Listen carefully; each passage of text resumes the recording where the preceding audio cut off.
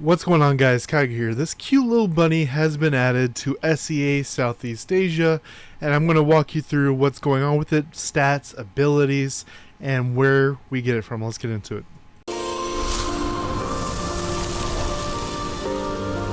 멈춰!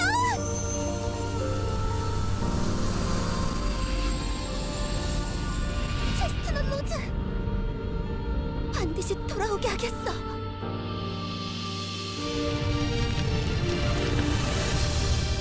더 이상 하수인만으로 남지 않아.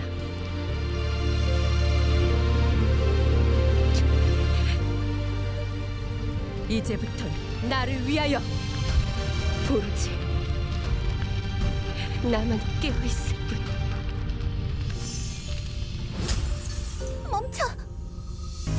모두들 절대 후회?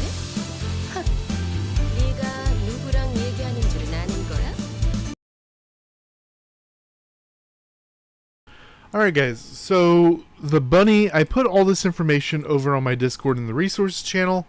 I went through to check the magic circle bonus of brave, alert, resolute, friendly, naughty, and sensitive, and I updated my magic circle, and this is in the resources channel in a pinned comment. You will see naughty for 1 heart. Every pet has either debuff mastery or 1 heart for naughty, and the bunny has the highest 1 heart. And then down in the bottom right, resolute, everything has either block or tenacity, and it has the most block. If we open it up, resolute, back 1, resolute, 10k block. I think the one before this was 7k block. So an extra 3k block, which is pretty nice.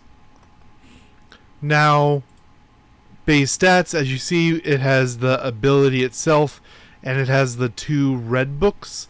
We're going to be looking through all 3 and see what we think we're going with. So the actual ability itself, Gem Bunny Headbutt. Gem Bunny illuminates master, so you with gems, gives you 5% break rate, which this is huge because we have Star Blessing and Never Miss that give you a crit buff, but we don't have anything that percentage crit buff. This is a percentage break buff, which is hard to come by. And damage that is not crit and not blocked plus 6%. So this is a very interesting wording. This is the only thing that has anything like this. So it actually wants you to build in the way I've been telling people to build, and that is you want to do either crit or break. And this is effectively you want to build break and no crit to get the most out of this.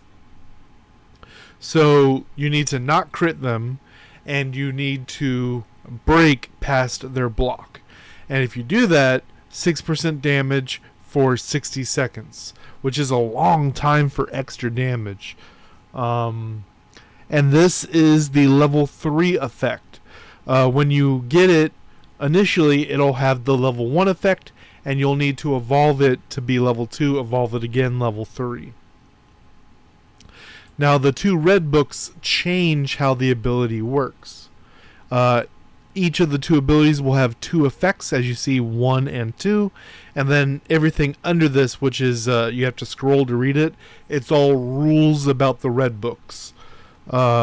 Within the duration of Headbutt, unblocked damage increased by 4.3%. So that's during the 60 seconds. So do not blocked, unblocked damage. So it's going from 6% to at max level 12 3-star 4.32. So 10% extra damage. But remember, this actually isn't even max anymore, because the once the mushroom game mode is added, then we can go to 4 stars, so this will be a higher number, probably closer to 5, so we'll be looking at 11% extra damage. Second effect, when Headbutt is released, you get an extra 5% for 90 seconds, and it's stackable. So remember that you get charges for being in combat. Every second you get a tick of, are you in combat, are you dealing damage, and are you receiving damage. If you're hitting all 3, you're getting the most possible every second for skill charge. So this is very good. The 5% doesn't sound like a lot, but like I said, there's tons of ways to increase your crit, not a ton of ways to increase your break. Second one, Protect Friends. When Headbutt is released, grants Master a shield equal to 70% of attack. It'll probably be closer to 75 or 80% once 4 star is added. That's whatever. I mean, you can think of it as like a mini wannabe rigidity. It's a lot of attack shield. This would actually be pretty funny if you're using Priest and you go Priest, Star Blessing. Remember, Star Blessing gives you a shield, so this will overwrite that Star Blessing shield. But Star Blessing also gives you an attack increase, and then this gives you 70% of your attack as a shield, so it's a better shield. When Headbutt is released, damage increase plus 5%. So the same thing as over here, but damage increase versus break. Now, thinking about what's going on here with the bunny, I need to actually see the ranges of when you can click the button and whatnot. But immediately what's standing out to me is I still think the cat is going to be the go-to for any kind of fairy PvP game mode, right? Any of your Burning Soul battles, any of your Guild War, things like that, Shrine Peak, anything that has fairies enabled, cat is probably still going to be the way to go, or Capybara depending on your playstyle. But in PvE, I believe it's still going to be Otter being the way to go because of its stacking damage bonus,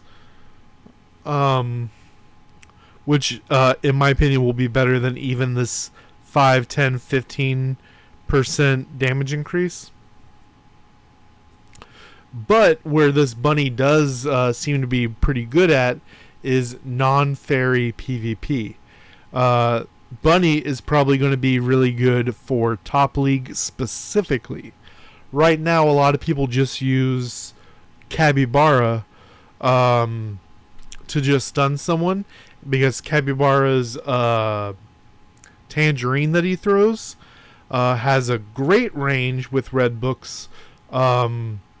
Almost impossible to ignore even if you dodge at the correct time.